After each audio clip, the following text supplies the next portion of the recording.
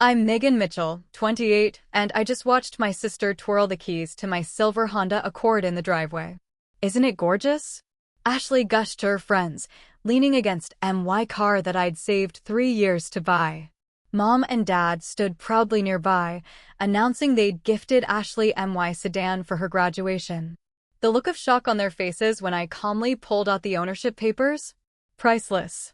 You see, I'd already legally signed the car away because I'd learned long ago that in my family, nothing I owned was ever truly mine. Drop a comment letting me know where you're watching from, hit that like button, and subscribe to find out how I finally outsmarted the family that always put me last. Growing up in suburban Boston, our family appeared perfectly normal from the outside. My parents, Richard and Karen Mitchell, worked respectable jobs, Dad as a manager at a local bank and Mom as a school administrator. We lived in a comfortable 4-bedroom house with a fenced yard and a basketball hoop in the driveway. The kind of middle-class existence that didn't stand out, where neighbors waved from their porches and kids rode bikes until streetlights came on. But inside our home, a different reality existed. From the time my sister Ashley was born when I was 6, a pattern emerged that would define my childhood. What was mine could and would become hers at any moment. Ashley just wants to play with your art supplies, Megan. You're being selfish. Your sister really loves that sweater. Wouldn't it be nice to let her have it? Ashley needs your bedroom for her sleepovers. You can sleep on the pull-out couch for one night.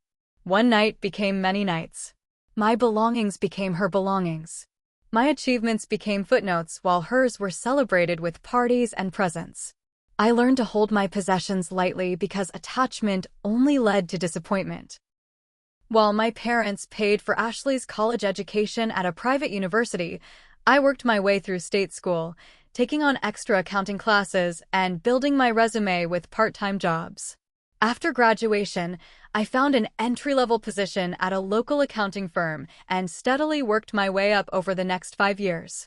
I lived frugally in a small apartment with a roommate, brought lunch from home, and tracked every dollar in a spreadsheet. My colleagues went on tropical vacations and bought designer clothes. I put 60% of each paycheck into savings with a singular goal in mind: freedom in the form of a silver Honda Accord sedan. Why that specific car?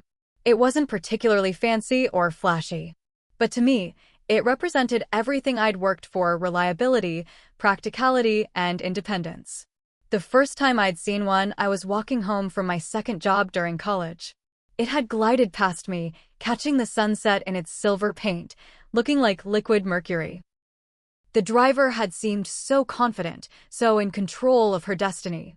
I promised myself that someday, that would be me.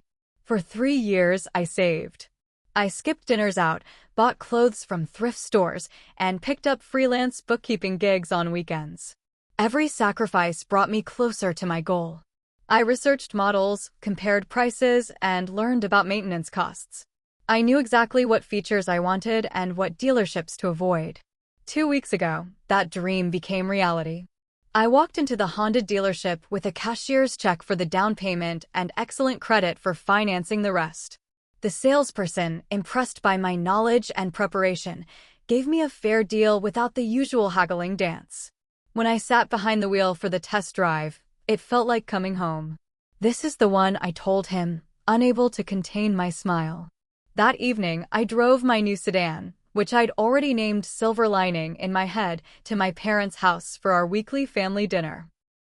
I wanted to share my accomplishment with them, despite our complicated history. I'd even tied a small bow to the hood ornament, childishly hoping for some acknowledgement of my hard work. "That's nice, honey," Mom said, glancing up briefly from setting the table. "Looks expensive," Dad commented with a slight frown. Ashley, home from college for the weekend, circled the car with a gleam in her eye that made my stomach tighten. "How much did it cost?" she asked, running her hand along the pristine paint. "That's private," I replied, moving between her and my car. "Since when do we keep secrets in this family?" Mom called from the doorway, her tone carrying that familiar note of disapproval. That night, I overheard my parents talking in the kitchen after dinner. "Ashley's graduation is coming up next month," Mom said. "We should do something special." We already talked about the watch, Dad replied. I was thinking something bigger. She's been saying how much she needs a reliable car for her new job. We can't afford a new car right now, Karen. I know, but... Their voices dropped lower, and I strained to hear from my position in the hallway. Megan just got that new Honda, Mom continued. She's always been so generous with her sister. A cold feeling spread through my chest. Surely they wouldn't expect me to give Ashley my brand new car, the one I'd saved years for, the one I'd had for less than a day. But the next morning, Ashley cornered me before I left. Can I borrow your car sometime? Just to practice driving something newer? My friend's old Civic is such a beater. I don't think that's a good idea, I said carefully. The insurance only covers me right now. She pouted. You never share anything. Mom's right, you've always been selfish. As I drove away, I caught sight of her in my rearview mirror, staring after my car with naked want in her eyes. A sense of foreboding settled over me like a shadow. Looking back, I should have seen it coming from miles away. The warning signs had been flashing red for weeks, but a lifetime of gaslighting had taught me to doubt my own instincts. When we were children, Ashley's entitlement manifested in small ways that grew more significant over time.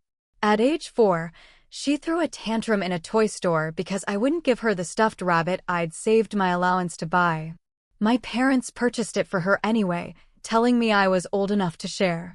By age 8, she was wearing my clothes without permission, returning them stained or stretched out. At 12, she borrowed my science fair project, the one I'd spent months perfecting, and submitted it as her own at a different school. She won first place. You should be proud, Mom had said when I confronted them. Your sister looks up to you so much. By high school, the pattern was firmly established. My first car. A used Corolla I'd purchased with money from my after-school job became her transportation on demand. My laptop frequently disappeared, only to be found in her room with new passwords and strange downloads. My college acceptance letters were accidentally thrown away while her B- report cards were framed and displayed on the refrigerator. When I moved into my own apartment after college, I'd hoped the physical distance would protect my possessions. But during family visits, Ashley still managed to leave with my scarves, books, or jewelry. Just borrowing, she'd call over her shoulder as she walked out with something of mine. So when I brought home my new car, the danger was immediate and real. 3 days after my purchase, Mom called to ask if I could drop by for coffee. We're so proud of Ashley, she gushed as we sat at the kitchen table. Graduating with honors, landing that marketing internship. She really deserves something special, don't you think? I'm sure you'll find the perfect gift, I replied neutrally. It's so hard when you're on a budget, she sighed, giving me a meaningful look. Some people are fortunate enough to afford nice things. The following weekend, Dad called to ask detailed questions about my car. What kind of mileage does that Honda get? Good safety features? Reliable, are they? How much are the monthly payments? Each question felt like a probe, testing how attached I was to my purchase. Then came Ashley's sudden interest in my schedule. Will you be home next Saturday? She texted randomly. When do you usually park at the apartment complex? She asked during a family dinner. Is it safe there? Do you lock it? Where do you keep the spare key? She inquired while helping me carry groceries into my apartment. She opened drawers in my entryway table before I could stop her. I started parking the car several blocks from my apartment and keeping the keys with me at all times. Paranoid? Perhaps. But experience had taught me caution. The most telling warning came from my coworker, Jenna. I saw your sister at Starbucks yesterday, she mentioned casually as we worked on a client file together. She was telling her friends about the new car she's getting soon. Silver Honda, right? Just like yours. My blood ran cold. What exactly did she say? Something about a graduation surprise. Said her parents were handling it. Jenna gave me a curious look. Are your parents buying her the same model as yours? I couldn't answer. The pieces were falling into place with terrible clarity. That evening, I returned home to find Ashley's car parked in my spot. Entering my apartment, I heard the shower running. On my kitchen counter sat my spare car key, the one I kept hidden in a fake plant by my door. When Ashley emerged from the bathroom wrapped in my towel, she didn't even look guilty. Your shower has way better pressure than Mom and Dad's, she said, toweling her hair with my good bath towel. I took your car for a test drive. The handling is amazing. You took my car without permission. My voice was eerily calm despite the rage building inside me. She shrugged. We're sisters. What's yours is mine, right? That's what Mom always says. I watched her rifle through my refrigerator, taking out ingredients for a sandwich as if she owned the place. In that moment, a painful clarity washed over me. My property would never be safe as long as Ashley could access it. No matter how hard I worked, how carefully I saved, my family would always feel entitled to take what was mine and give it to her. That night, after Ashley left, I sat in my car in the parking lot, hands gripping the steering wheel as tears of frustration burned in my eyes. The new car smell still lingered. A reminder of achievement and independence now tainted by the certainty that it would be taken from me.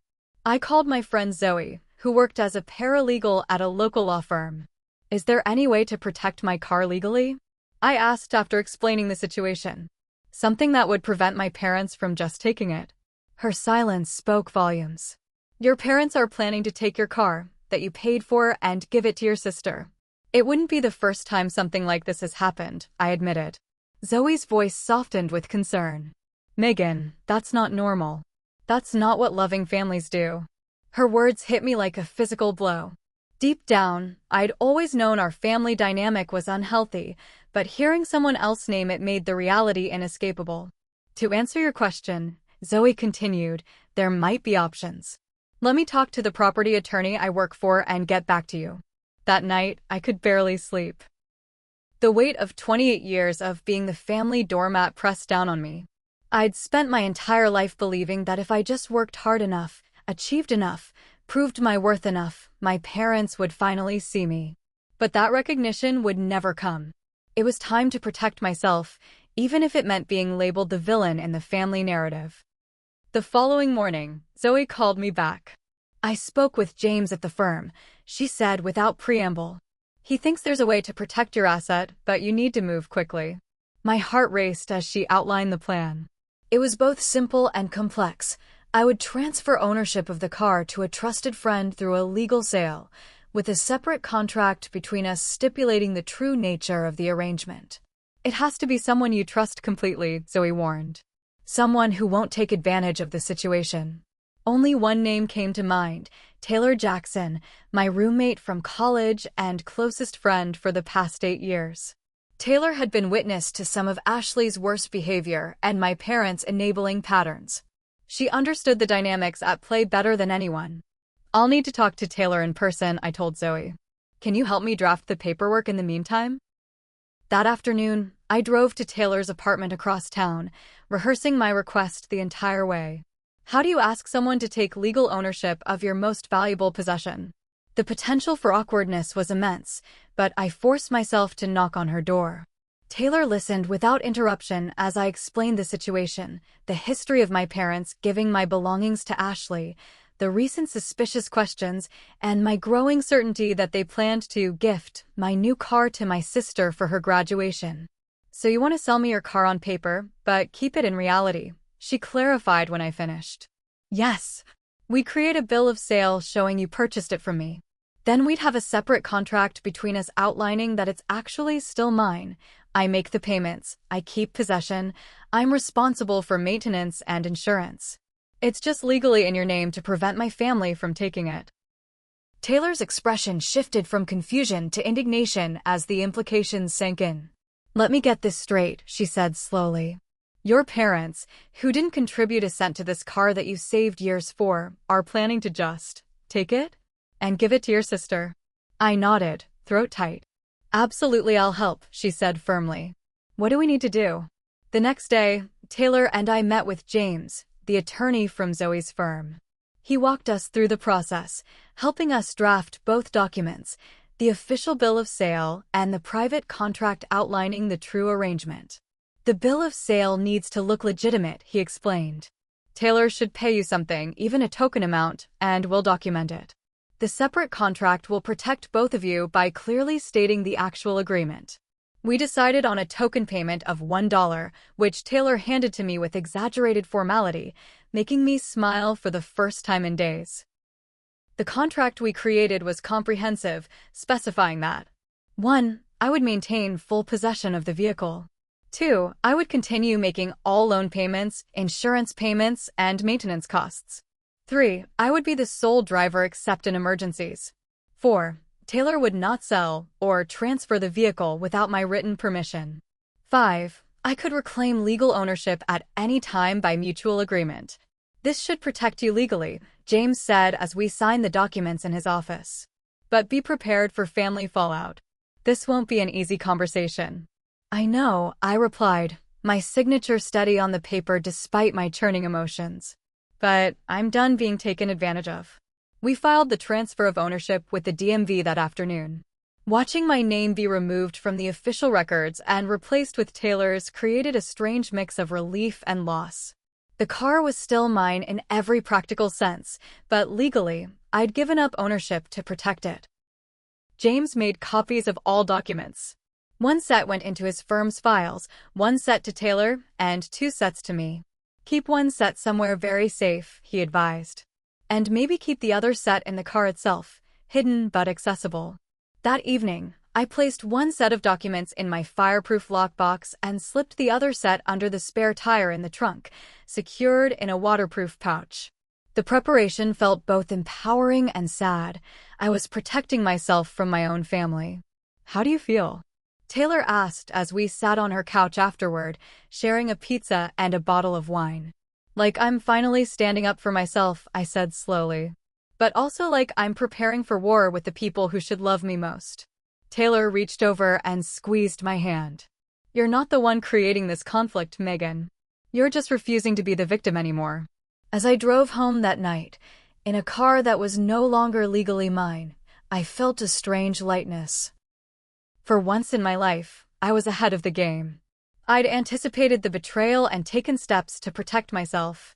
The car still represented freedom, but now it also symbolized something new, my refusal to be the family doormat any longer.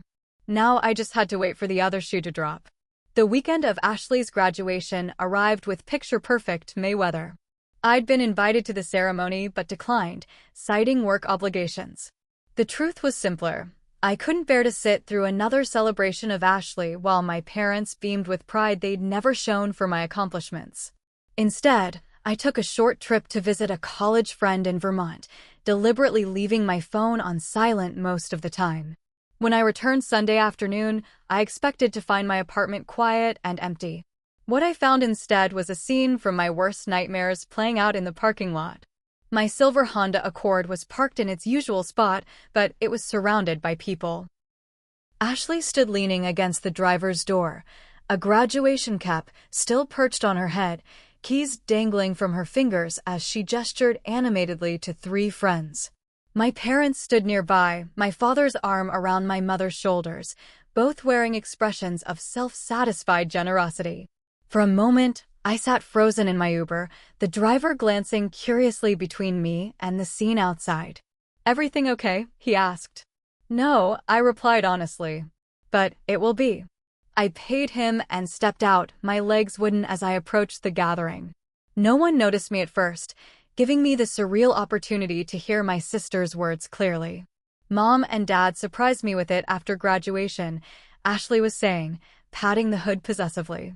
"They said Megan wasn't using it enough anyway, and I need something reliable for my new job."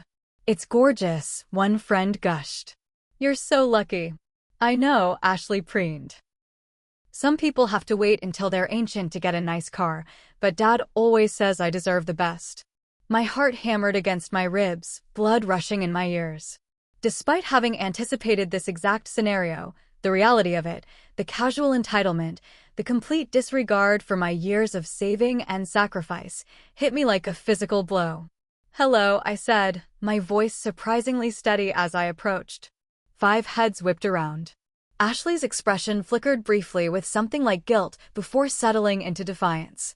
My mother's smile faltered at the edges. My father straightened his shoulders, preparing for confrontation. "Megan." Mom stepped forward, voice artificially bright. We thought you weren't coming back until later. We wanted to surprise Ashley after her graduation. I can see that, I replied, eyes fixed on my sister's hand, still clutching my car keys. Looks like quite the surprise. An awkward silence descended. One of Ashley's friends mumbled something about needing to leave and backed away, followed quickly by the others. Now, Megan, Dad began, using the placating tone he'd perfected over years of mediating between his daughters. We know you're attached to the car, but Ashley really needs reliable transportation for her new position. You can use our old Camry until you save up again. The casual cruelty of his statement, the dismissal of my years of saving, the assumption that I would just start over while Ashley received the fruits of my labor, left me momentarily speechless. We're still paying off the loan, I finally managed, my voice faint even to my own ears. We'll take over the payments, Mom said quickly. It's the least we can do for both our girls. Ashley twirled the keys around her finger, a small, triumphant smile playing at her lips. I've already moved some of my things into it. The trunk space is amazing. My hands trembled, but not from fear or submission. For the first time facing my family, I felt a strange calm certainty. This moment had been inevitable, and I had prepared for it. You can't give away something you don't own, I said quietly. My father's brow furrowed. What are you talking about? Of course it's yours. We know you worked hard for it. It was mine, I corrected, reaching into my bag for the envelope containing the ownership documents. I sold it last week. The silence that followed was absolute. Ashley's keys stopped mid-twirl. My mother's smile vanished. My father's face flushed dark red. That's not funny, Megan, he said stiffly. It's not meant to be. I withdrew the papers and held them out. The car legally belongs to Taylor Jackson now. Here's the bill of sale and the title transfer confirmation from the DMV. Ashley snatched the papers, her eyes widening as she scanned them. This can't be real. You're making this up. Call the DMV if you don't believe me, I replied. Or better yet, call Taylor. She's expecting to hear from you. You knew, my mother whispered, her face pale. You knew we were going to give the car to Ashley. Of course I knew. You've been taking my things and giving them to her my entire life. Why would this be any different? This is different, my father exploded. This is a car, not some childhood toy. Exactly, I said, my voice gaining strength. It's a car that I saved for 3 years to buy. It's a car that represents thousands of hours of hard work. It's a car that is mine, or was, until I legally protected it from exactly this scenario. Ashley thrust the papers back at me, tears welling in her eyes. You've ruined everything. I told everyone about my new car. It was never your car to begin with, I pointed out. You've always been jealous of me, she spat. Always trying to make me look bad. My father grabbed the papers, reading them more carefully. This can't be legal. You can't just sell a car you're still making payments on. The loan transfers with the sale, I explained. I'm still making the payments, but Taylor is the legal owner. It's all perfectly legitimate. We'll challenge this in court, he threatened, the vein in his forehead pulsing. You're welcome to try, I replied. But I suggest you speak to a lawyer first. I already did. A neighbor walked past, slowing to observe the unfolding drama. My mother noticed and forced a tight smile, lowering her voice. Megan, please. Let's discuss this privately. I'm sure we can work something out. There's nothing to work out. The car isn't mine to give, and it certainly isn't yours to take. I held out my hand to Ashley. I'll need those keys back. No, she refused, closing her fist around them. Mom and Dad promised me this car. They promised you something that wasn't theirs, I said evenly. And now you have a choice. You can give me the keys, or I can call the police and report the car as being held without the owner's consent. You wouldn't dare, my father hissed. I pulled out my phone. Watch me. For several tense moments, no one moved. Then, with a choked sob, Ashley threw the keys at my feet. I hate you, she said, her voice breaking. I've always hated you. The words should have hurt, but instead, they confirmed what I'd always suspected. This wasn't about love or family or sharing. This was about taking, about entitlement, about a lifetime of being treated as less than. I picked up the keys calmly. I'll be staying with Taylor for a few days. I need to pack some things for my apartment. Megan, please, my mother tried again, reaching for my arm. We're family. I stepped back from her touch. Family doesn't take from each other. Family supports each other. You've never been on my side, and I'm done pretending otherwise. As I walked toward my building, I heard Ashley's tear-filled voice behind me. What am I supposed to do now? How will I get to my new job? My father's response floated on the air. Don't worry, princess. We'll figure something out. We always do. And they would. They'd find another way to give Ashley what she wanted, but this time, it wouldn't be at my expense. For once, I'd protected what was mine. The pounding on my apartment door started at 7:30 the next morning. I'd been awake for hours, packing essentials for my temporary stay with Taylor. Each item I placed in my suitcase felt like a declaration of independence. Megan, open up. We need to talk about this. My father's voice boomed through the door.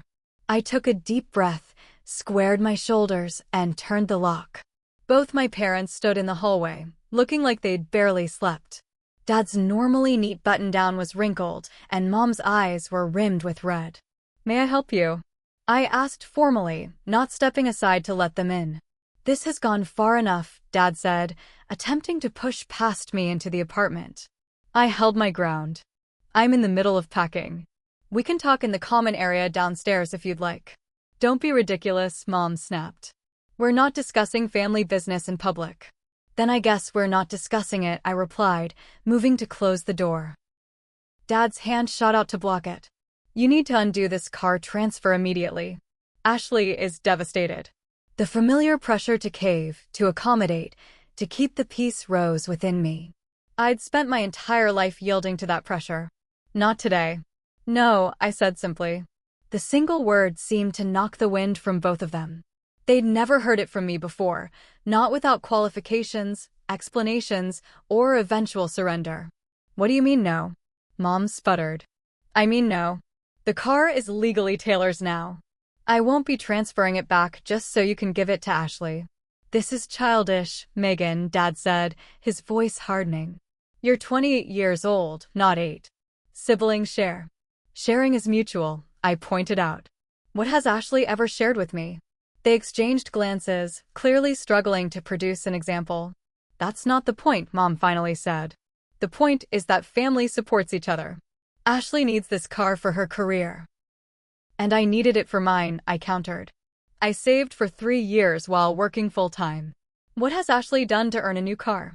She graduated with honors, Dad said defensively. So did I reminded him. Where was my new car then? Another uncomfortable silence. This isn't getting us anywhere, Mom sighed. The papers must be fake. You can't just transfer a car you're still paying for. Actually, you can. The loan stays in my name, but the ownership transfers. It's completely legal. We'll get a lawyer, Dad threatened again. Feel free. I already consulted one. My phone rang then, Taylor checking in as planned. I answered, putting it on speaker. Hey, Taylor. My parents are here discussing the car situation. Oh. Taylor's voice came through clearly. Do they need me to confirm the ownership transfer? My parents' faces tightened at this confirmation from a third party. They're considering legal action, I explained. That would be unwise, Taylor replied. The transfer is completely legitimate. James already explained that to Megan. Dad's expression darkened at the mention of a lawyer's name. Who's James? My attorney, I said simply. The realization that I'd not only anticipated their actions, but had taken formal legal steps to prevent them seemed to finally sink in. Mom sank against the wall, while Dad's face cycled through shock, anger, and, finally, a grudging recognition. This is really happening, isn't it? Mom asked quietly. You're really choosing a car over your family. The absurdity of her framing nearly made me laugh. I'm choosing myself over being taken advantage of. Again. We've never taken advantage of you, Dad protested, but the words rang hollow even to his own ears. My entire life has been about what Ashley wants, what Ashley needs, what would make Ashley happy. Just once, I wanted something that was mine alone. And now it's not even yours, Mom pointed out with a hint of satisfaction. You've given it to Taylor out of spite. No, I've protected it from being taken without my consent. There's a difference. My phone buzzed with a text. I glanced down to see a message from Ashley. Parents still trying? Tell them I'll settle for cash instead of the car. I turned the phone screen toward my parents. Dad had the grace to look embarrassed. She's upset, he said lamely. She's entitled, I corrected. And you made her that way. I grabbed my suitcase and overnight bag. I need to leave now. Taylor's expecting me. So that's it? Mom asked, her voice cracking. You're choosing your friend over your family. I'm choosing respect over manipulation, I replied, stepping into the hallway and locking my door behind me. When you're ready to offer that, we can talk. As I walked toward the elevator, my father called after me. Your sister will always be your sister, Megan. Family is forever. I turned back one last time. Then I suggest you start treating all your family with equal consideration. The elevator doors closed on their stunned faces. In the quiet metal box, I exhaled slowly, feeling the weight of decades of compliance and resentment begin to lift from my shoulders. The aftermath unfolded predictably. Extended family members called and texted, most having heard a heavily edited version of events from my parents. Aunt Linda lectured me about family loyalty. Uncle Steve suggested I was overreacting. Cousin Jennifer, who had witnessed Ashley's preferential treatment firsthand over the years, was the only one who reached out in support. About time someone stood up to them, her text read. Need anything? My phone rang constantly for 3 days before I finally silenced notifications from my family members. The only message I responded to was from Ashley, who had graduated from anger to bargaining. If you transfer the car back, I'll make sure Mom and Dad help you get a different one, she wrote. I already have a car, I replied. The one I saved for. She didn't write back. Taylor, true to her word, proved to be the ideal custodian of my vehicle's legal ownership. She added her name to my insurance policy as required, but made no claims on the actual use of the car. How long do you think we'll need to maintain this arrangement? She asked one evening as we shared dinner in her apartment. Until they accept that they can't manipulate me anymore, I said. So possibly forever. She raised her glass in a toast. To standing your ground. My parents tried different tactics in the weeks that followed. Dad showed up at my workplace with printouts of vehicles for sale, options for you to consider, since you're without a car now. I reminded him that I still had my car regardless of whose name was on the title. Mom sent daily texts alternating between guilt trips, Ashley cried herself to sleep again last night, and olive branches, I made your favorite lasagna if you want to come by. Ashley, predictably, resorted to social media, posting vague but pointed comments about toxic family members and betrayal. When those generated insufficient sympathy, she posted directly about how I had tricked her out of her graduation gift. My college roommate Zoe, who had remained friends with both of us on Facebook, sent me screenshots along with a simple message, "You okay?" I was, surprisingly. Each attempt to pressure me only reinforced that I'd made the right decision. For the first time in my life, I was enforcing boundaries with my family, and though the process was painful, it was also necessary. A month after the confrontation, I received an unexpected text from my father. Need to discuss something important. Coffee tomorrow? Just you and me. Curiosity won out over caution, and I agreed to meet him at a cafe halfway between our homes. The cafe was busy when I arrived, the morning rush of office workers creating a buffer of noise and activity. I spotted my father in a corner booth, 2 cups of coffee already on the table. He'd ordered mine correctly, black with 1 sugar, a small detail that suddenly seemed significant. Thanks for coming, he said as I slid into the seat across from him. He looked older somehow, the lines around his eyes deeper than I remembered. You said it was important, I replied, wrapping my hands around the warm mug. He nodded, uncharacteristically hesitant. Your mother doesn't know I'm here. That was surprising. My parents had always presented a unified front, particularly when it came to matters involving their daughters. Ashley moved out last week, he continued. She took a job in Chicago instead of the local position she'd been offered. I didn't know that, I said carefully. No, you wouldn't have. He sighed, running a hand through his thinning hair. She was difficult after the car situation. Blamed us for embarrassing her in front of her friends. Said we'd promised her something we couldn't deliver. I remained silent, waiting. It made me think about some things, he admitted. About patterns. About how we've handled situations between you two over the years. I took a sip of coffee to hide my surprise. Self-reflection had never been my father's strong suit. I'm not saying we were wrong about everything, he added quickly. Parents do their best with what they know. Is that why you wanted to meet? To defend your parenting choices? He flinched slightly at my directness. No.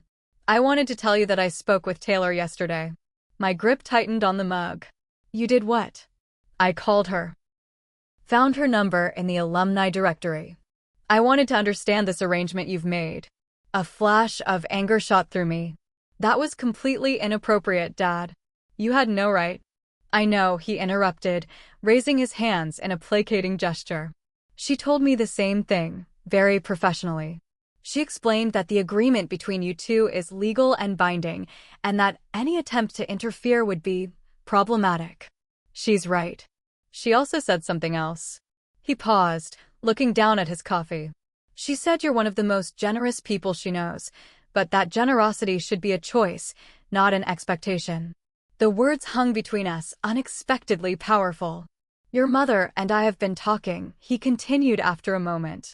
Not productively at first, but eventually. We've realized some things may have been unbalanced over the years. It was the closest thing to an admission I'd ever heard from him. Not quite an apology, but an acknowledgement. It was more than I'd expected. Ashley always needed more attention, he said, falling back on the familiar justification. She was more emotional, more demanding. And I was easier to ignore because I didn't cause problems, I finished for him. He winced but nodded. Something like that. So what now?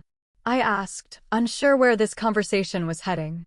Now we adjust, he said simply. Your mother's having a harder time with it than I am. She still thinks you should transfer the car back as a gesture of goodwill. That's not happening. I know. He surprised me by reaching across the table to pat my hand awkwardly.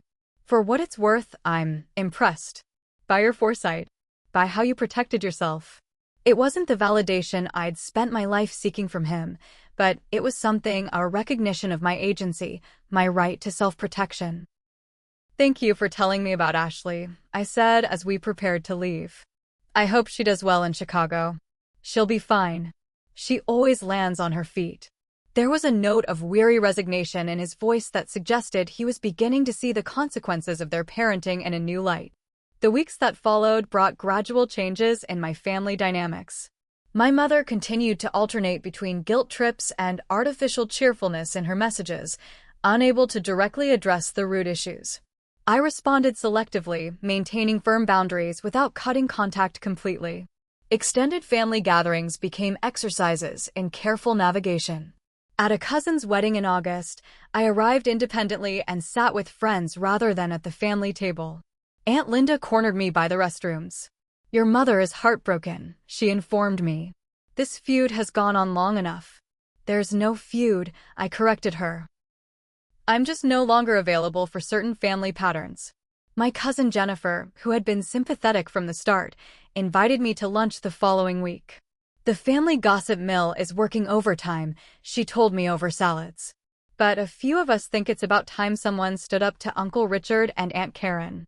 They've always played favorites with Ashley. It wasn't about favorites, I found myself saying, surprising myself with the insight. It was about roles. I was assigned the role of the responsible, self-sufficient one. Ashley got to be the one who needed rescuing. And now you've broken character, Jennifer observed. Good for you. Through it all, Taylor remained a steadfast support, never complaining about the legal arrangement that tied her to my vehicle. Has it caused you any problems? I asked one evening as we shared takeout in her apartment. Only when I tried to get a loan for my own car, she said with a laugh. They were confused about why I already owned one but wanted to finance another. I worked it out. I'm sorry, I began, but she waved away my apology. Friends help friends escape toxic situations, she said firmly. End of discussion.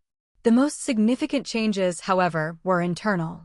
For the first time in my adult life, I was making decisions based solely on my own needs and values, not on anticipated family reactions. I enrolled in a master's program I'd been considering for years. I redecorated my apartment to suit my tastes rather than to accommodate frequent family visits. I dated without filtering potential partners through the lens of my parents' approval. 6 months after the confrontation in the parking lot, I found myself looking at apartment listings in a neighborhood across town.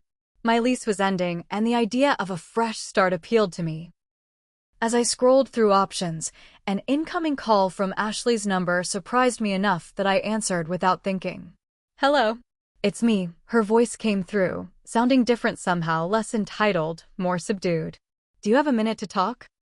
The silver Honda Accord gleamed in the morning sunlight as I pulled into the parking space designated for my new apartment.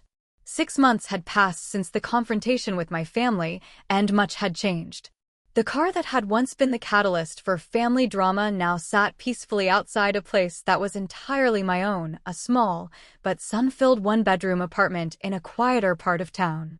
Inside, the space reflected the internal transformation I'd undergone.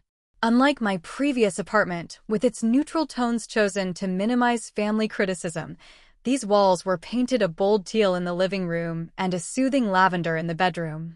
Artwork I genuinely loved hung on the walls. Books I'd always wanted to display stood proudly on open shelving. This was a space designed solely for me, not as a way station for family visits or a backdrop for their approval. My phone buzzed with a text from Taylor. "All set for lunch today? 1 p.m. still work?" Our friendship had deepened through the strange experience of her legal ownership of my car. What could have been an awkward arrangement had instead cemented a bond of trust between us. I texted back a quick confirmation before turning to the stack of papers on my kitchen counter, materials for the master's program I'd begin next semester, a decision made without seeking family input. The conversation with Ashley 3 months ago had marked another turning point. Her call had caught me off guard, and I'd braced myself for more accusations or manipulation. Instead, I'd heard something unexpected: humility. "I've been doing some thinking," she'd said, her voice lacking its usual confidence. "About the car, about everything. I wasn't fair to you." The admission had been so shocking that I'd remained silent, unsure how to respond. "Chicago's been educational," she'd continued when I didn't speak. "I'm starting completely fresh here. No one knows me as the golden child. No one rushes to solve my problems. It's been challenging." "Growth usually is," I'd finally replied, neutral but not unkind. "Mom and Dad aren't speaking to me much," she'd admitted.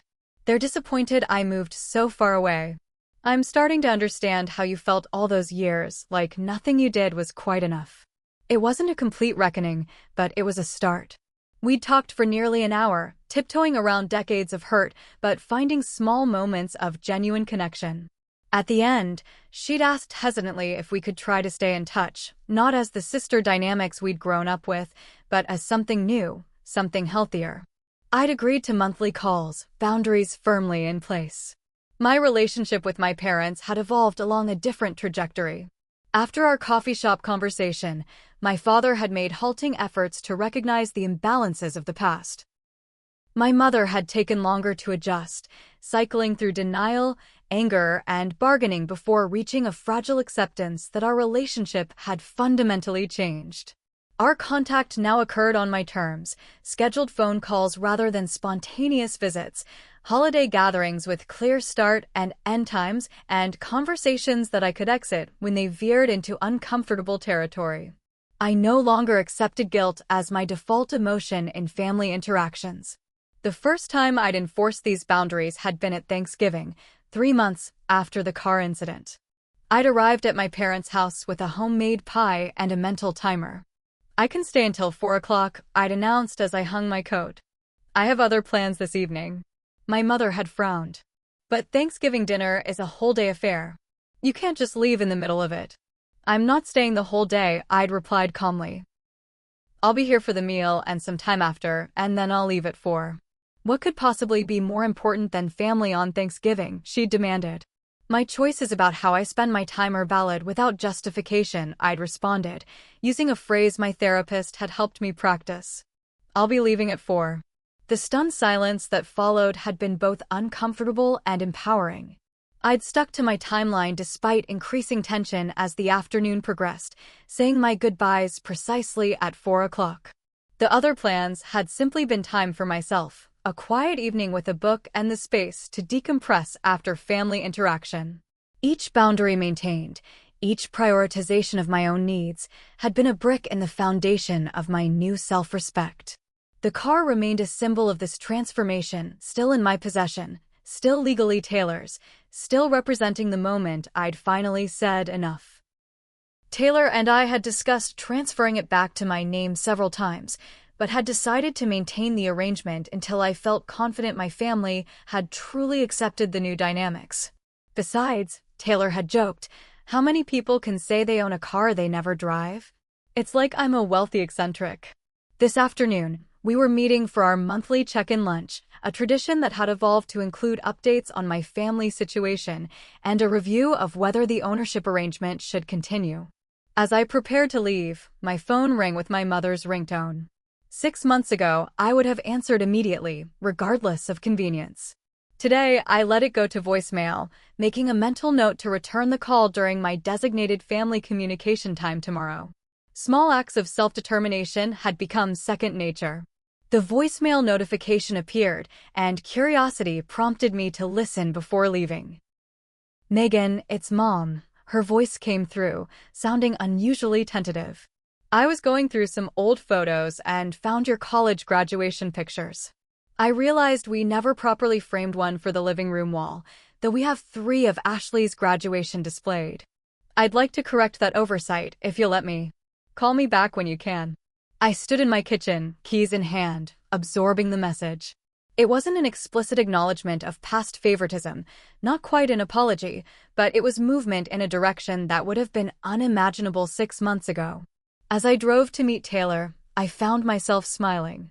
The car hummed smoothly beneath me, still representing everything I'd worked for, but now carrying new meaning as well. It was no longer just about independence from my family, but independence within myself, the ability to set boundaries, to expect respect, to value my own needs. At the restaurant, Taylor waved from a corner table. "How's the car lady today?" She greeted me, our running joke about her technical ownership. "The car is excellent," I replied, sliding into the seat across from her. "And its daily driver is even better." Over lunch, I shared my mother's voicemail and the slow, uneven progress in my family relationships. "So," Taylor said as we finished our meals, "same question as always. Do we maintain the status quo with the car, or is it time to transfer it back to your name?" I considered the question carefully. "I think we maintain for now. There's progress, but it's still fragile.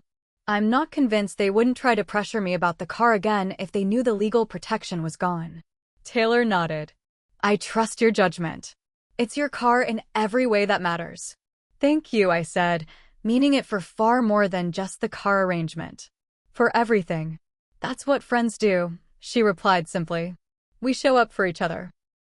The difference between her support and my family's conditional love had never been clearer. That evening, as I drove home in the gathering dusk, I reflected on the journey of the past 6 months. The car that had once been just a material goal had become the catalyst for profound personal growth. Through standing up for myself, I discovered strengths I hadn't known I possessed and values I hadn't known I cherished. The road ahead with my family would never be simple or straightforward. Old patterns had deep roots, and transforming them required consistent effort from all sides. But for the first time, I was navigating that road on my own terms, with my hands firmly on the wheel of my own life. As I parked in my designated spot and gazed up at my apartment windows, warm light spilling from within, I felt a deep sense of peace. The place I had created for myself, both physically and emotionally, was truly mine. No one could take it away without my consent. The car that had started it all gleamed in the streetlight, a tangible reminder of my journey from doormat to self-advocate. Whatever challenges lay ahead with my family, I would face them with the same determination that had protected this symbol of my independence. I was no longer the person who would silently accept having her possessions handed to someone else. I was Megan Mitchell, 28, the author of my own story and the guardian of my own worth. What about you? Have you ever had to take drastic steps to protect something important to you from family members who didn't respect your boundaries? Share your experiences in the comments below, and don't forget to like, subscribe, and hit that notification bell if this story resonated with you. I read every comment and would love to hear your thoughts on standing up for yourself, even when it's difficult. Thank you for listening to my journey, and remember, sometimes the most important relationship to heal is the one with yourself.